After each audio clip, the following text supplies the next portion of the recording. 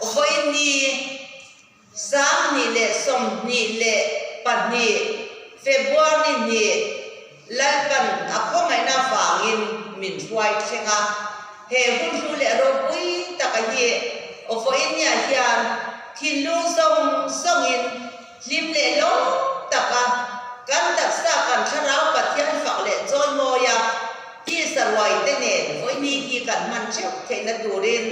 kan riru le kan ngay tuwa na song te po in siyam kan le ta ila ti chuan hey subili apoy mo ma hey silver subili ti te golden subili ti te diamond subili ti te kumsa centenary khatya khan saltam swana lom na him na ni ani ovai nya hian kan ko san kuma chuan songa na ani a alom oma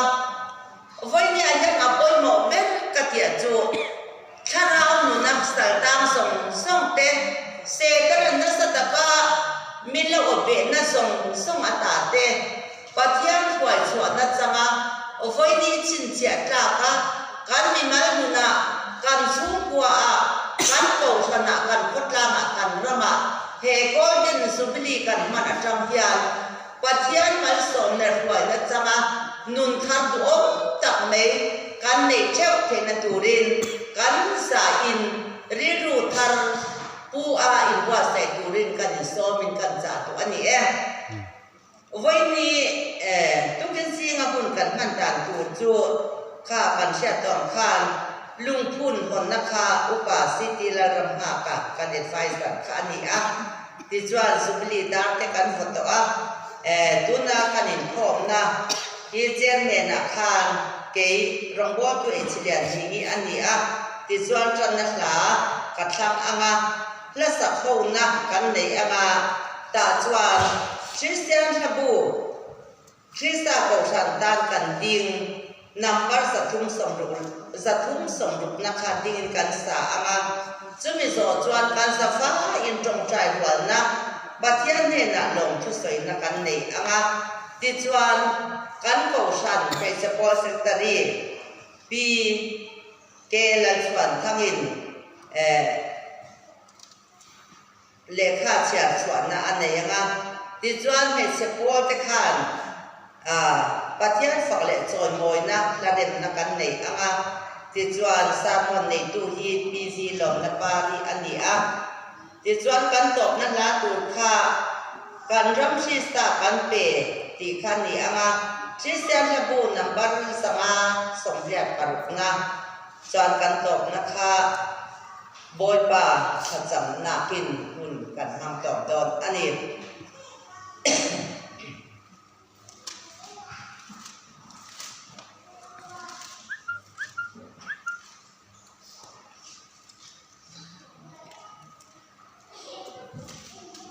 tu kan si golden jubilee me support na kan ho tu te na tu pui tu ra anun anda chu min thwai tu lan pa ti ani helai yang bible cham an chial hasa anga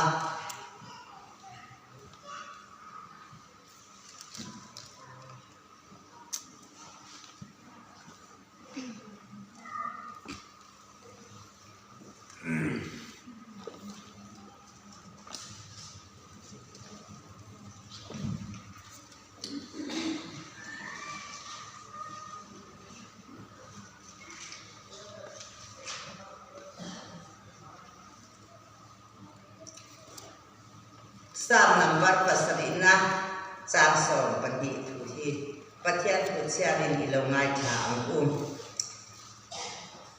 mi a hoi tir lo zongin ani chuan akhan dai ata siamang athangul chu akwai a pekta kami khem kha ni stela ti chuan helai hian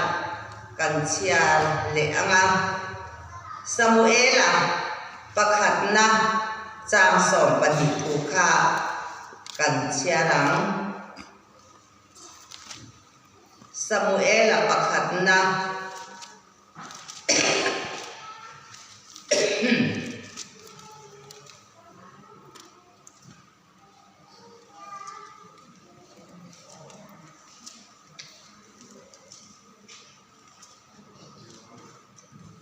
Samuel pakhat na bung sari cham som pani thu kha pathian thu chiarin ilongai khang chuti chuan Samuel chuan lung ala a mi de se din kara chuan apuna hele chen hi lalpan min pui ani ti in aminga chuan epen nazar avwa a chumi khleng chuni sela kan Bible cham chia le kan ngai khak ta ka te lalpan kan safai ta man min som sak thuro se I trong trai Hallelujah, amen. Hallelujah. Lalpa kan kan long te lun em. Hun long om le san dam na nia. Lai ram Yesu Krista baptist ko kan ne se polte. Voi nya kan o lalpa pe thani ko san. Ibia bom thiang hima. Naman pi fak le choi moi tu in le. Golden Jubilee program man thea. Imi swai na le lalpa. Imal som na kong tinre.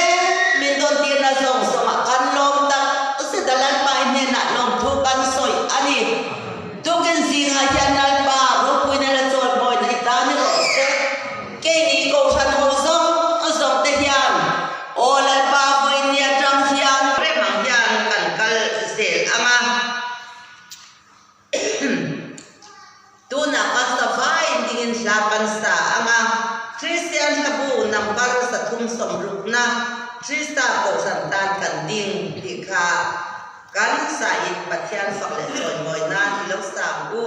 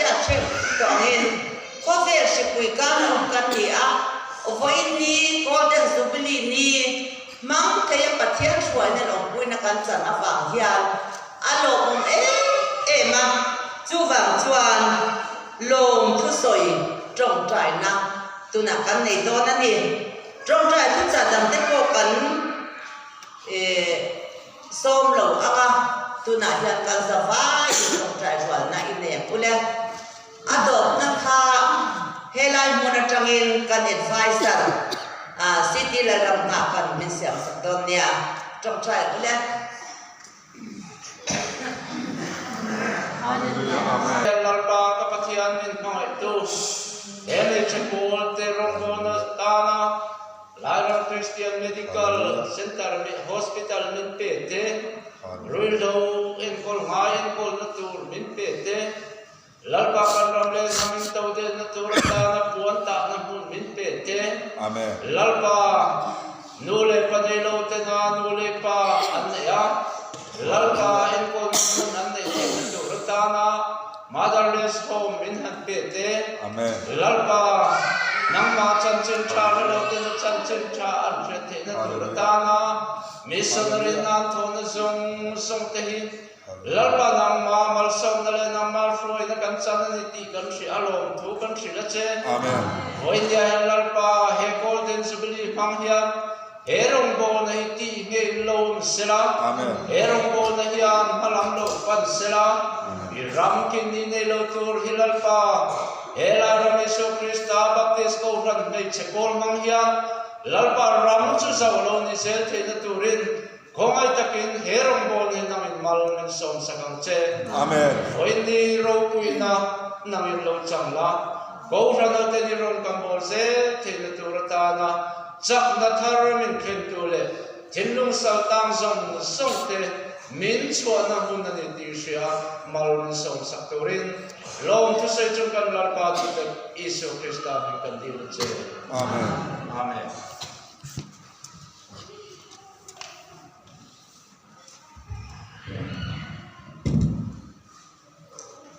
ole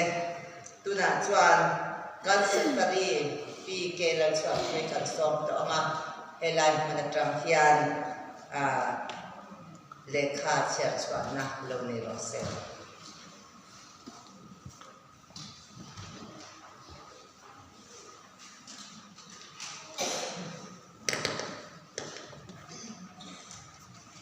ci bai buk na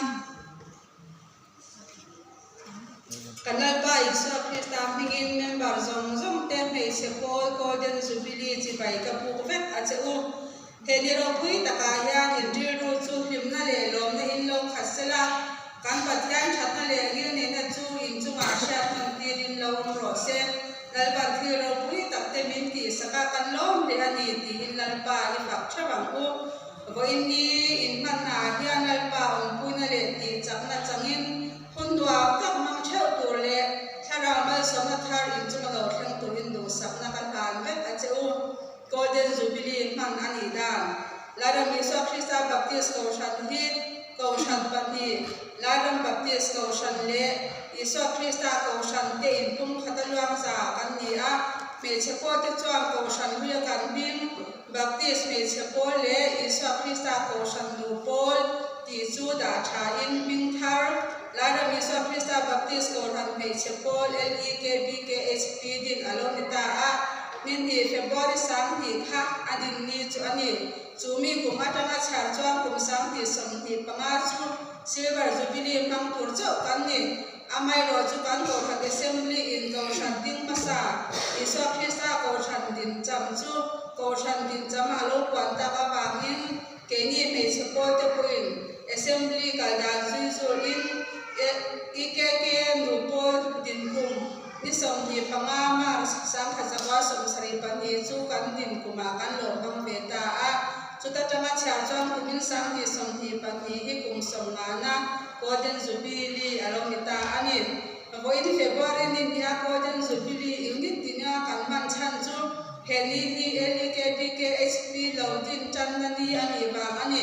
heli hi sha jang tlang koi mo tak an abang in unit tin ten hemi ni ya golden jubilee lom na kan mang lam ani kan golden jubilee min shai thang tu chu tu dang ni lovin lalpa kan pathian an abangin min shai tu lalpa ti hi unit tin te golden jubilee man ni ya ya khan ani he thu tu mang hian buina sar man kan ngai thadom don ani he golden jubilee mang tur kan in pwa jaka sham kalpui ani a sha jana building sakte lungphun te hoarding tar te la in phasiak te souvenir shang magazine te puan te sol te sikar te missionary chat te bwa sai ani chuba ka kun bul lo tan tu rai tu masa te le tun thenga pol na kai tu te ne na choi moina tang te bwa sai ani tin golden jubilee pi shang unit tina in jamin in ti sana te nei ani a ati chaden the na long man na koi na ran nei ani don keng he pathian kai shwani zara golden jubilee kan mang thei hi aro pui e ma ba in phak ang tok le thya mang tok in pathian ro pui na tu in kan in bwa sai thama ko ina ele inte inti himna kan bwa sai te ya pathian in shwai tu chunga pathian kan shwai tu chunga kan lom je alan tirin ama kan choi mul ani lalpa chu poina ya ro pui bersela amin thiam lim chu fakin amro se min shwai tu lalpa hi lim takin I choi moi thawa u lalpa na som che ro se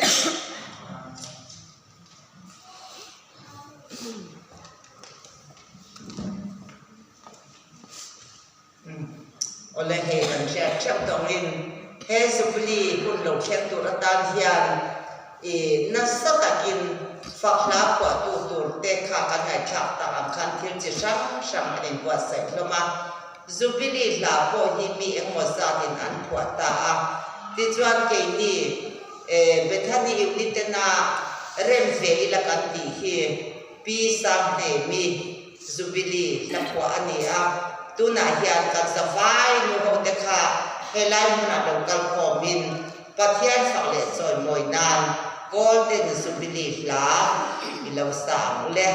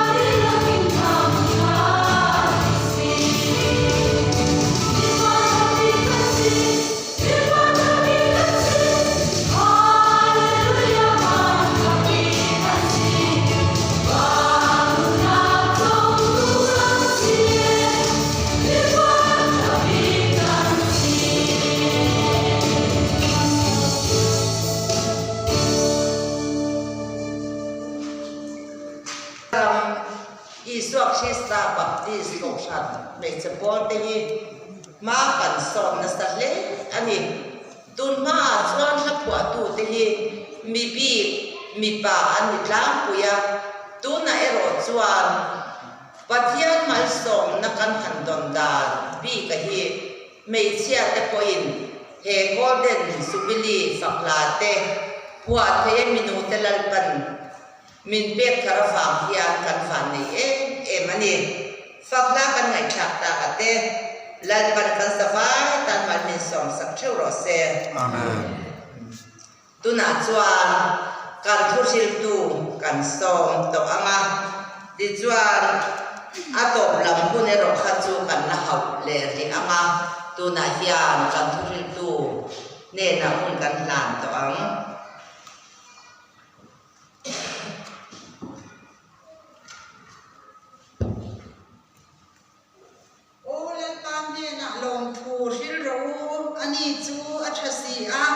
angil nei na ko kum khwa in aum don si a o pathian me na chuan lom thu ril ro u angil nei na chu kum khwa in aum don si a o lel pa me na lom thu ril ro u angil nei na chu kum khwa in aum don si a lama kan fai tu kan boy pa min chu tham thatin se ole boy na hian kun thale kun long om kan va changin avaro puin avatu te reng em vo in hun hi ka ngai tu thina aro pui hi ka ti in alu hi ka ti e ma ka soi thiam si lawani ka thin lung hian aro pui ti e ma kan ti theu in ka ringani bokina vo in ni hi kan la a kha kan chana golden jubilee chua ti kha an ron ko a la ko tu te ro pui zia hi ka ngai tu thina la hi kan sa a zai thiam tak tak te hen la an sa thina an la sakhi aril zia hi an re pha ke bo ti te hi ka ngai to thina ni zai thiam ten la an sakhi ka han ngai tha khian achanga jon mi tui la zoi zai hen ka ngai tha thina asa tu hian ka ngai tha ang hian angai tha be ngem ka ngai tha ang hian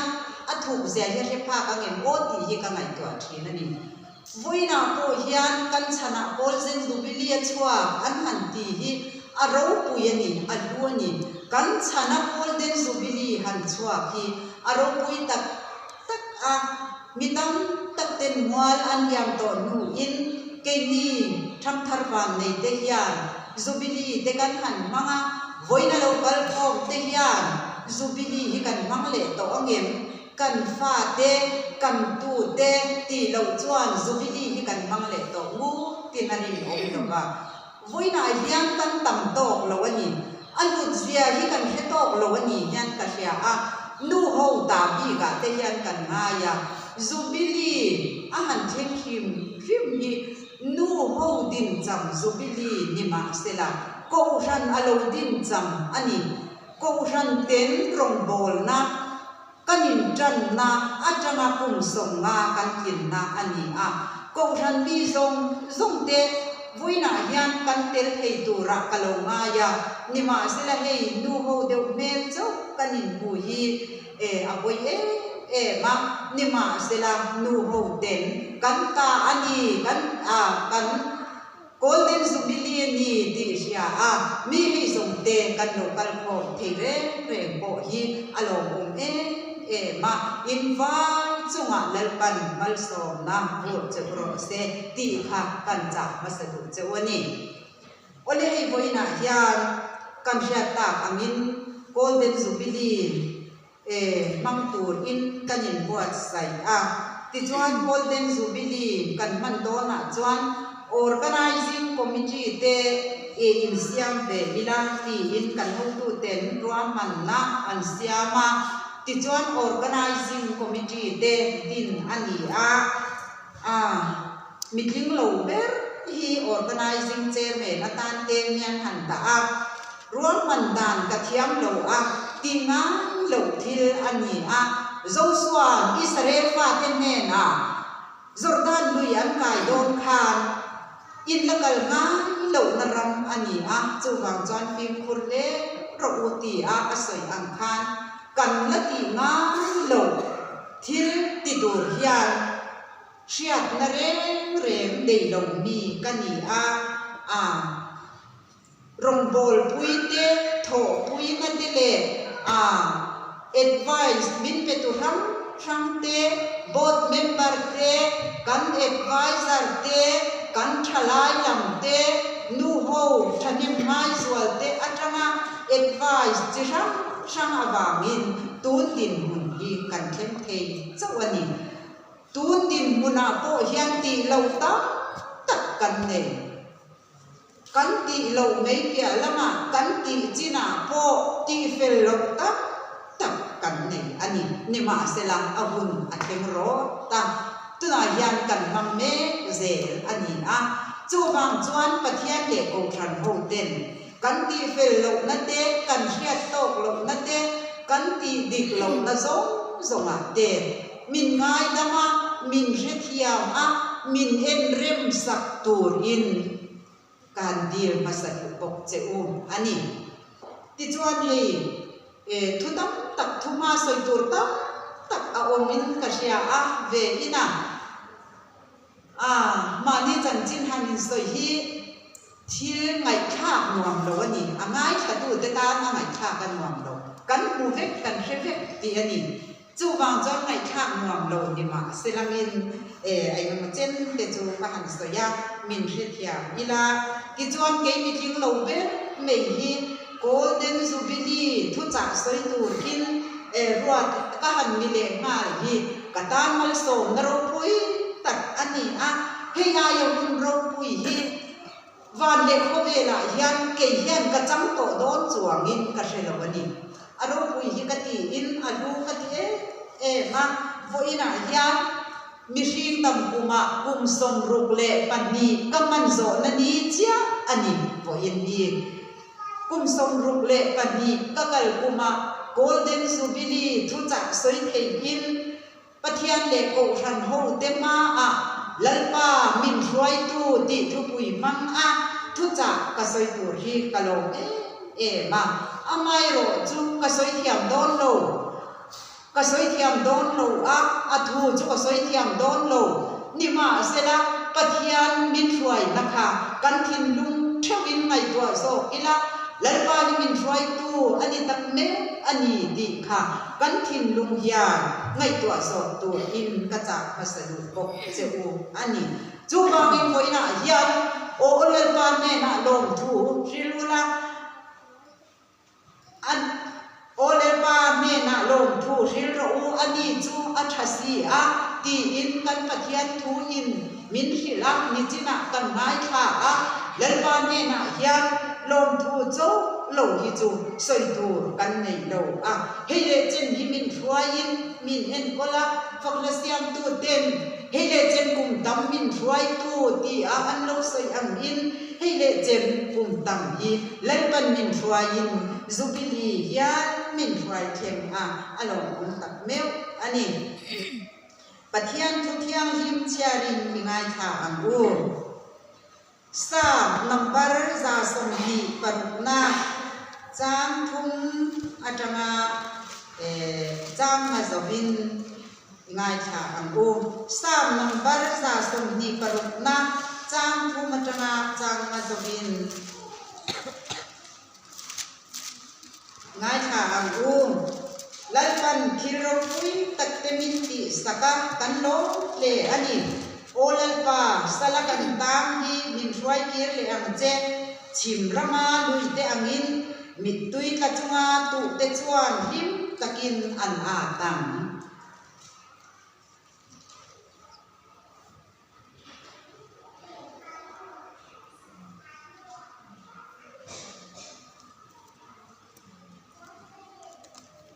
sa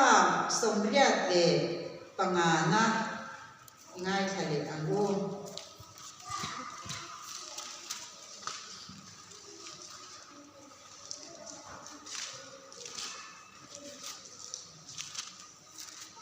sam somriat le pangana chang som pakhat le chang som pakhat atanga som pathum zovin sam somriat le pangana chang som pakhat atanga som pathum zovin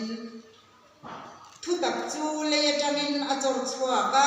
fel na chuan wa na tamin aron en chu ta a ani lalpa chuan thil tha a pe anga kan ram hian a thil lo chu a pe bokan fel na chuan amma a roi anga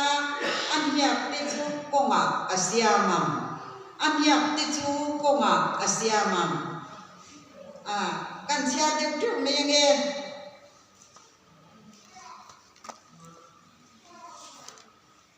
soi kan thiam don lo ba chu wang chuan le a chiam lam kha kan chiar deu tu me yang tiam zo hana le khathon pakhat na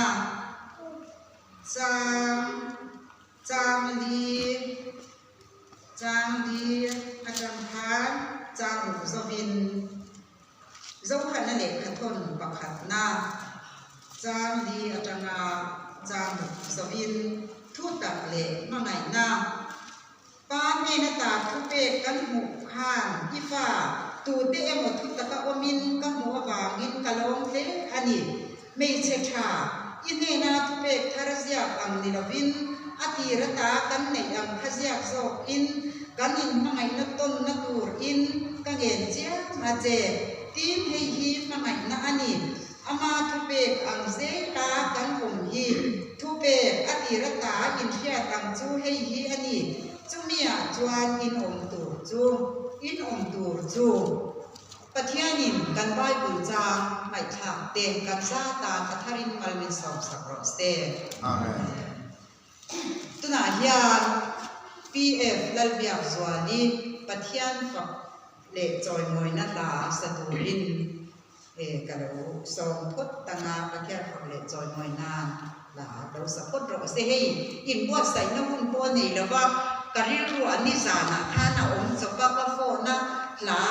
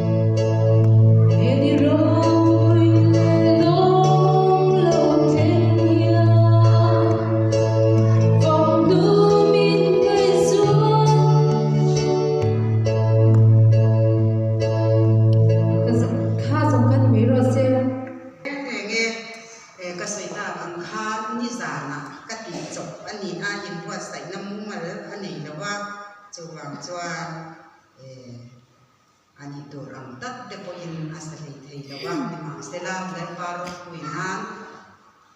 กันมัวผูน่าเตกันจินดอกน่าเทียนเดลปาอารมณ์วิธีอันนี้อันเราคงเด้เลยโอเลติคานกันผู้ใส่ตัวละมากันกันมาอ่างเฮ้ยจูบิลีฮี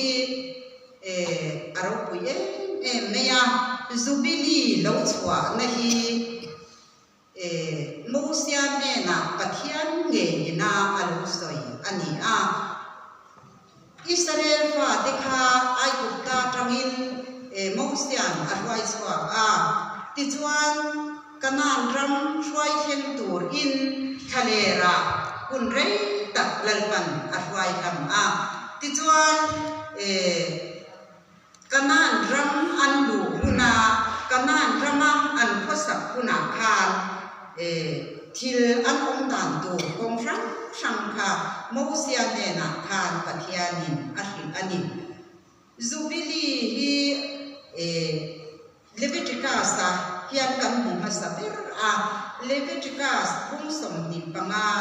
จางเฮียตาเฮียนกันมุฮัสเบรอันนี้กันเชียร์เตอังอินเป็ดเล็ดกุมจูบิลีดีอันนี้ตีนจลกุมสรีจูอิชยาระกุมสรีมุนสรีอันนี้ จอกุมสริชูจูกุมสมลีเลกุมกว่าอันนี้จูมินูทัสรินานิสมนิจวนโตตรอดริตักจูอิฮัมเวตีระนาอินริมนันเนี่ยจวนอินรัมทรงสมาโตตรอดอินฮัมเวตีตุระนีตีนกุมสมงานจูอินโลมัง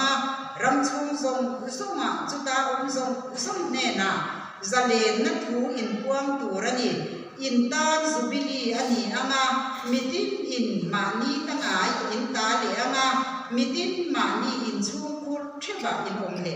ตีอินปัทยานินโมเซียเนนาคาอัลสยานิจุบิลีลมดานตูเดคาปัทยานขานอดูอุลงมาโตตรอดริตักอินหามาลมนัทูอินสยามตีอินปัทยานินจุบิลีมันกุมาจวนจุดยามจวนบุญอินนังตุระนีตีอินอโลสยามตีจวนเฮจุบิลีอโลเทนตีจวนมีอะไรเทอวังเดอาหารสัตวังเดอินชัลตูเดอินกุมสริชูมินอัตลันเลดเทดจวนจุบิลีกุมาโลเทนาจวนอัทโหนินอันนี้เลดตุระนีมีอินอารัมอาหารโออินกุมสริชูงาอัคุลเลดเทดจวนจุบิลีกุมาอันนี้เลดตุระนีจุดยามจวนอินเรมนันีอันนี้ตุระนีตีอินปัทยานิโมสยาเนนาคามอัลสยานิจุดยามจวนจุบิลีฮีอันนี้สักยาโลอันนี้อินเรมนัดมีอินตัวโปโลทัดเซลาจุบิลีกุมาจวนอ่างไอดำเนตุระนีมีอินเลบาอันนี้ปอินจูอายินเลโลอัลปอินมีอินเลบาอันนี้ปอินจุบิลีกุมาจวนอันนี้ไงดำตุระนีเช่นองอินไงโลเดปอันนี้ไงดำตุระนีตีอินปัทยานินอัลสยานิจูวังจวนจุบิลีฮีมิงอันนี้สัตยาโลวันนี้ทินลุงสัลตันนั่นเองซงทินลุงอินเอลเรลนั่นเองอินอีกสิกนั่นเองอินสอยเชียดนั่นเองอินเรมโลน้ำองซงเดบกค่ะอินเรมนั่นนี่อันนี้โวยนาฮยามอินเรมนั่นนี่อันเอาเทียงอันนี้มินช่วยตูลัลปาปะเทียนจวนจุบิลีมินช่วยเทียงอินเรมนั่นนี่มินช่วยเทียงทินลุงเทียมหิมโลซงเดบกอินติเทียมหิมนั่นนี่มินช่วยเทียงอันนี้ลัลปาปะเทียนจวนจูบางจวนโวยนาฮยามทินลุงสัลตันนั่นนี่ซงมีดังเดจงอาลุงโอยโลนั่นนี่ซงเดบกกันทินลุงอิติเทียมหิมังอุขากันลุงโอยโลนะซงขับไปขาอินลัลปามินช่วยตูมากูนอินเรมนันนีอินมังไอตนนันนีอินมังกูตีอินกันินจาอันนี้ที่จวนเฮวอยนาฮยานโกชนะโปนีเซลารองบอลนักองช่างเล่กันนัทโหนัดเดเอ็งกิมกันตีโหนัดซงทินลุงอินหูเทียมโลนักองซงเตโปค่ะอินง่ายดำตนตัวอินลัลปันทิลโรปุยตักวอยนาฮยานมินติสักนี้จูวางอินลัลปันทิลโรปุยตักมินติสักวางฮยานยิงเทียมหิมฟักอินกันทินลุงอิติเทียมหิมังอูกันทาราวสัลตานนาตาฮีโฮอุลัลปาเนนะอิกิรเลอังอูวอยนาฮยานมินโลวะโตมาเซลามินติดัมเลโดนมินเลียมโดนมาเซลามินตัวมเลโดนนั่นนี่จูฟังจวนโฮอุลัลปาเนนะอิกิรเลอังอูกันทาราวสัลตานนาตาซงค่ะวันจุบิลีเนี่ยยันอิจฉาอังกูทาราวสัลตันนาจังค่ะปัทยันเนนะอิกิรเลอังกู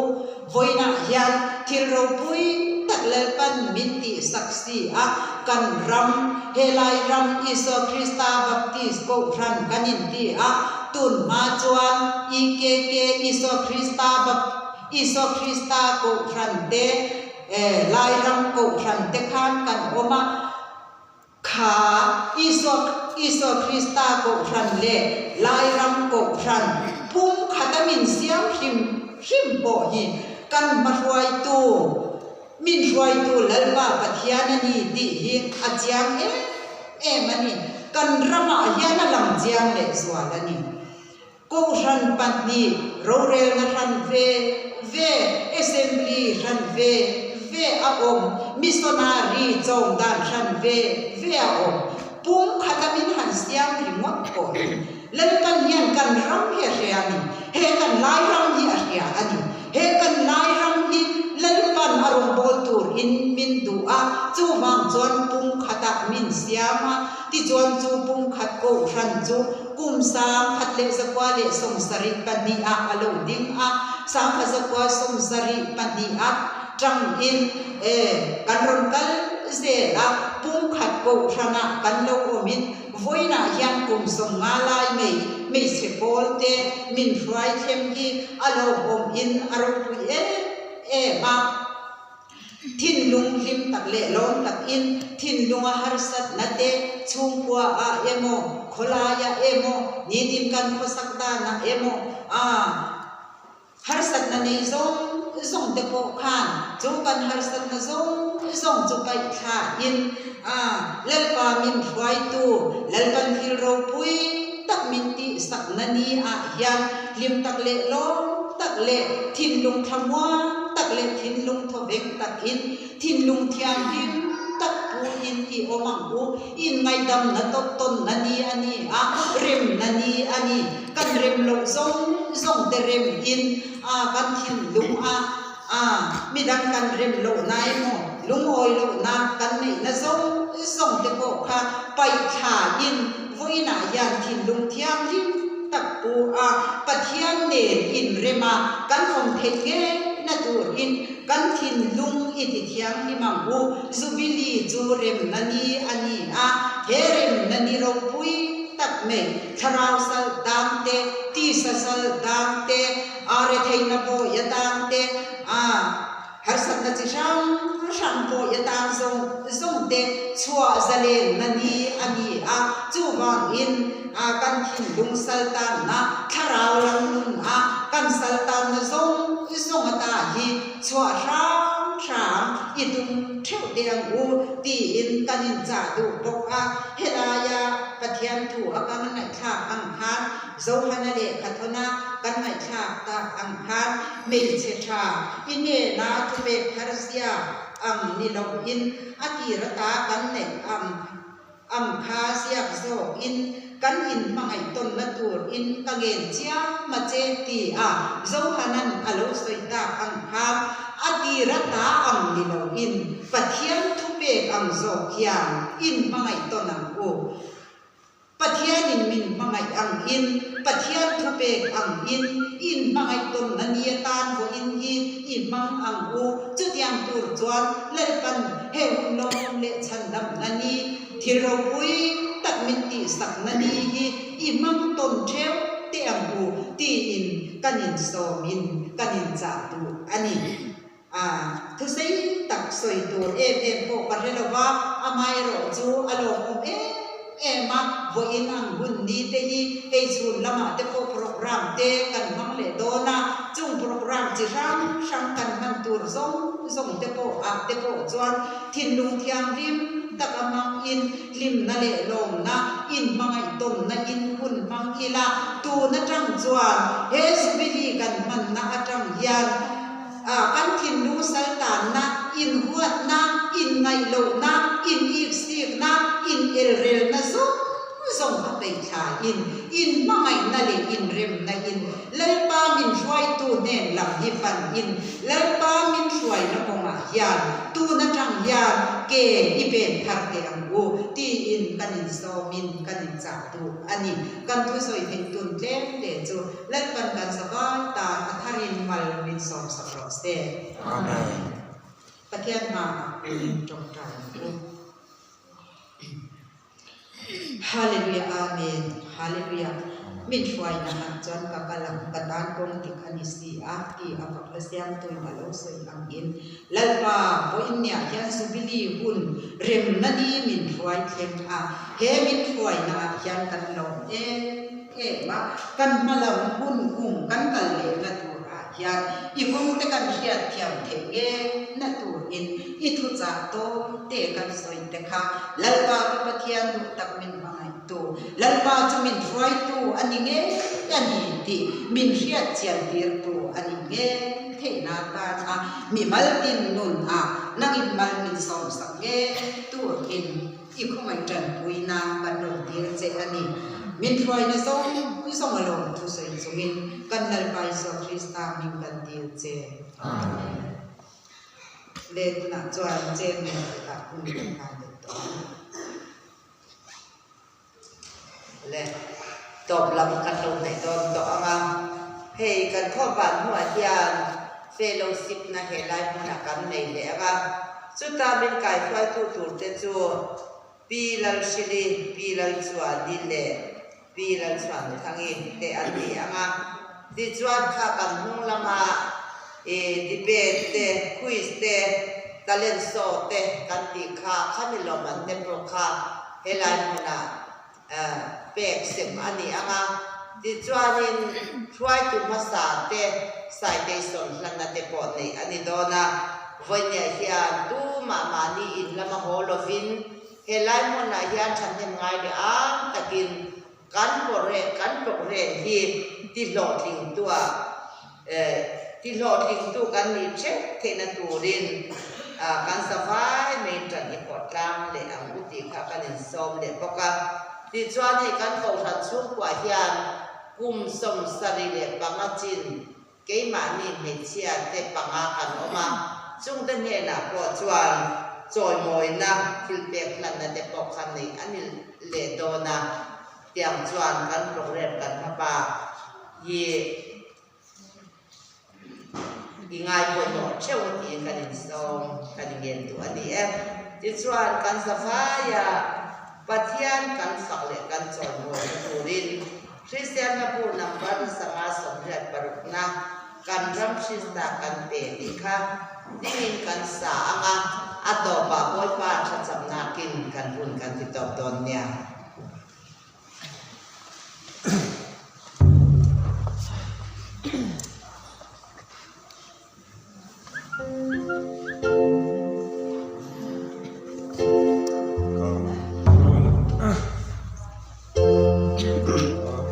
kan ram Krista kan pe kan